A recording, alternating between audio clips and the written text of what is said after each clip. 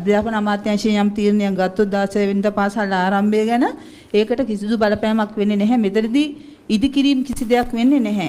ඇත්තටම තියෙන්නේ ගස් කඩා වැටීම්, ඒ වගේම විදුලි රැහන් මතට ගස් කඩා වැටීම්. 16 පාසල් පටන් ගත්තොත් සියලු පාසල් විවෘත කිරීමේ හැකියාව තියෙනවා. අපේ අධ්‍යාපන කලාප 8න් වයඹ පළාතෙම ගත්තොත් විශේෂ ගැටලුවක් ඉදිරියට අපිට දැනට තියෙන්නේ ගරු ජනාධිපතිතුමනි ඉබ්බාගම අධ්‍යාපන කලාපයේ පාසල් කිහිපයක් පමණයි.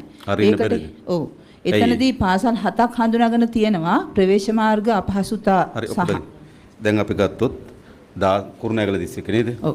ඒතකොට 16 පාසල් විවෘත කරොත් අපිට විවෘත කරන්න බැරි ප්‍රවේශ මාර්ග අවරීම නිසා පාසල් 7ක් තියෙනවා. ඔව්. එතනදිත් අපිට ඒ පාසල් 7ෙනුත් අපි දැනට හඳුනාගෙන තියෙනවා NBRO එකටත් කතා කරලා ඒ වගේම මාර්ග සංවර්ධනයකටත් කතා කරලා ඒවත් යථා තත්ත්වයට පත් කරන්න පුළුවන් සහ ඒ පාසල් තවත් පාසල් එක්ක ඒකාබද්ධ කරලා නෑ පොඩ NBRO එකේ කවුද ඉන්නේ? හෙට වෙනකොට ජනාධිපතිතුමා අපිට කණ්ඩායම් 6ක් ඉන්නවා.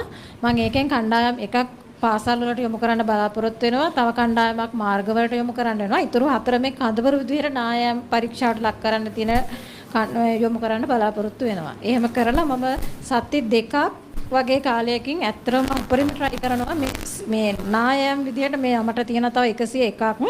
ඒ 101කින් මම මේ වෙනකොට 18ක් ඉවර කරලා තියෙනවා. එතකොට මට තව 83යි තියෙන්නේ කඳවුරු විදිහට තියෙන ලොකු නායම් බලන්න. මම ඒ ටික උපරිම මේ සති 2 ඇතුළත ඉවර ගන්න තමයි මගේ බලාපොරොත්තුව තියෙන්නේ.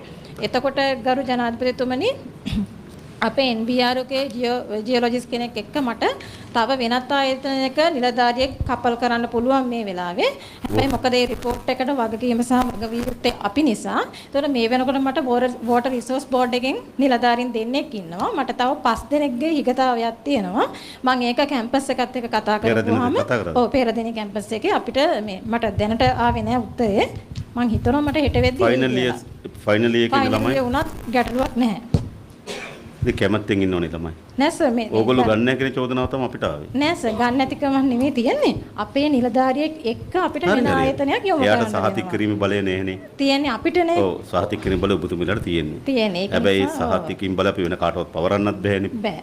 ඔබතුමීලාට තියෙන. හැබැයි ඔබතුමීලාට පුළුවන් ඔයගොල්ලෝ නිලධාරියෙක් එක්ක සහායට කෙනෙක් යොදා ගන්න පුළුවන් නේ. එහෙම තමයි කරන්න පුළුවන්. දැන් ටීම් කීයක් දින්නේ? දැන් අද වෙනකොට ටීම් 3යි හිටියේ. හෙට ඉඳන් තමයි මට ওই ටීම් 6ක් මැනේජ් කරගන්න පුළුවන් වෙන්නේ. ටීම් 6ක් වෙනවා හෙට ඉඳන්. හෙට ඉඳන්. ඒකෙදිත් වාහන ප්‍රශ්නයක් වෙනවා. මම දිස්ත්‍රික් ලේකම්තුමාටත් කතා කරා. මට කැබ් 5ක් ඕන වෙනවා. එහෙම නැති වුණොත් වෙන්නේ ජනාධිපතිතුමනි අපිට ඒ නායන තැනට යන්න යනවා පැය 3ක් විතර. හරි පුළුවන් අරන් දෙන්න පුළුවන් ඒ ටික. මේ තැන සුදුසු නැද්ද කියලා තීරණය කරලා දෙන්න ඕනනේ. මේ පාර යන්න සුදුසු නැද්ද? මේ පාසල විවෘත කරන්න සුදුසු නැද්ද? මේ ගමේ පදිංචි වෙන්න සුදුසු නැද්ද? ඔන්න ඔය ටික ඔබතුමීලා निराකරණ කරලා දෙන්න ඕනේ. පුළුවන්. තව එකක් ඉල්ලන්න ඕනේ ගරු ජනාධිපතිතුමනි. මට මාර්ගය ඇවිල්ලා තියෙනවා 129ක්. මම කියනවා අපේ ඉංජිනේර්ස්ලායි හරියට ඊයෝ මහතුරුවර ඉන්නවා නම් සාමාන්‍යයෙන් ක්ලියර් කරගන්න පුළුවන් පාරවල් ටික ක්ලියර් කරගන්න. අපේ රෙකමෙන්ඩේෂන් එක ඕනම පාරවල් ටික මට පොඩ්ඩක් ප්‍රමුඛතාවය දීලා කරගන්න වෙනවා. ටිකක් අමාරු හින්දා මේ වෙලාවේ ග්‍රැවිටි එකත් එක්කලා. ඇයි ඔයගොල්ලෝ ගොඩක් දීලා තියෙන්නේ? 5 දිනක්. ෆයිනල් ඉයර් ළමයි 5 දිනක් වෙනවා. ෆයිනල් ඉයර් ළමයි. මේ 16 පාසල් විවෘත කරන්න ස්ථාන 7ක බාධාවක් තියෙනවා. ඔව් මම එතන දැන් ඒ 7 අද උදේ ඉඳන්ම කතා කරලා මම arrange කරගත්තා. අද ඉඳන් බලනවා දැනටත් ඒක පුළුවන් අපිට. ඔව් ගරු ජනාධිපතිතුමනි අපිට මේ කළමනාකරණය කරගන්න එතුමියත් එක්කත් අපි ඊයේ සාකච්ඡා කරා. ඇත්තටම එතුමියටත් අපි ප්‍රමුඛතාවය දීලා ඒ ටික කරලා දෙන්නම් කියලා එතුමිය පෙරොන්දු වුණා. ඒ වගේම පළාත් සභාවෙන් දිස්ත්‍රික් ලේකම්තුමා තාපදා කළමනාකරණාංශයත් අධ්‍යාපනයේ සාමාන්‍යකරණය කරන්න අවශ්‍ය සහාය උපරිමයෙන් දීලා තියෙනවා. බස් රථයක් ඊ රාත්‍රියේ පොළොන්නරුව මලම්පිටිය කොටලියේ පාලමේ ගැටි ඔයකට පෙරලීමෙන් සිදු වූ අනතුරින් පුද්ගලයන් 11 දෙනෙකුට දිවි අහිමි වුණා. එමෙන්ම එහි සිටි තවත් පුද්ගලයන් 41 දෙනෙකු තුවාල ලබා රෝහල් ගත කරනු ලැබුවා. ගොඩාක් ඇක්සිඩන්ට් වෙනවා. බලධාරීන් කොහොමද ගණන් ගන්නෑ? ඒකකින් හදාගෙන මේ බලධාරීන් මේ කරුණා ඉල්ලා සිටිනවා. තිරණ නාලිකාවේ පවා මේ කැඩිච්ච පාලම සම්බන්ධව වාර්තාකරණයක් සිදු කරා. නමුත් ඔබතුමාලා ඒ පිළිබඳව සැලකිලිමත් වුණේ නෑ. කිසිම සැලකිල්ලක් දක්වලා 7-5ක්වත් වැඩක් වෙන්නේ නෑ. මුදල් නැතුව මුකුත් කරන්න බෑනේ. සල්ලි නැහැ කියලා අතපිය දාගන්න පුළුවන්ද?